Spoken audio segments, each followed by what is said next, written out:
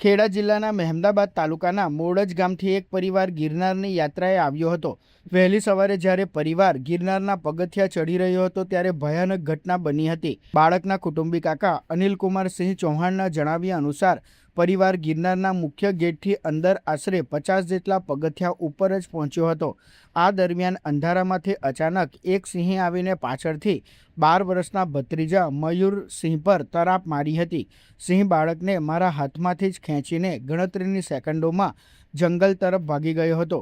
ચીસાચીસ અને ભારે દોડધામ બાદ જંગલમાં શોધખોળ કરાતા બાળકના બૂટ, લોહીથી લથબથ કપડાં અને શરીરના કેટલાક અવશેષો જ હાથ લાગ્યા છે। આ કરુણ ઘટના બાદ મૃતક બાળકના પરિવારે વહીવટી તંત્ર સામે ભારે આક્રોશ ઠાલવ્યો છે। પરિવારની માંગ છે કે ગિરનારની સીડીઓ પર લાઇટની કોઈ વ્યવસ્થા ન હતી। અંધારાના કારણે વન્યજીવ બેઠો હોય તો પણ યાત્રિકોને ખ્યાલ આવતો નથી, જેથી અહીં તાત્કાલિક લાઇટની સગવડ કરવામાં આવે। શ્રદ્ધાળુઓની સુરક્ષા માટે ગિરનારના પગથિયા પર અમુક અંતરે ફોરેસ્ટ ઓફિસરો તૈનાત કરવામાં આવે તેવી પણ માંગ ઉઠવા પામી છે।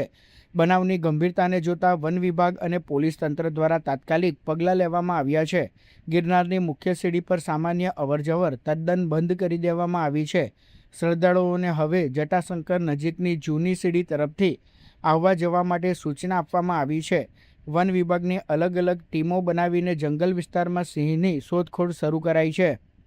અમારે સવારમાં જ્યારે ગિરનારની સીડીઓ ચડતા હતા ત્યાંથી મેન ગેટથી 50 સીડીઓ ઉપર ચડ્યા અને ત્યાંથી અમારા 11 વર્ષનું એક બાળક હતું, અમારો ભત્રીજો થાય, એને પાછળથી હુમલો થયો વાઘનો।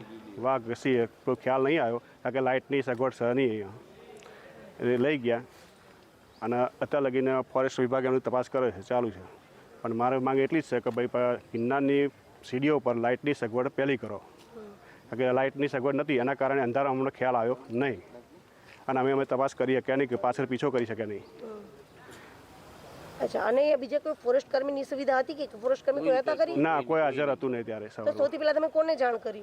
સૌથી પહેલાં અમે પોલીસ સ્ટેશનમાં જાણ કરી।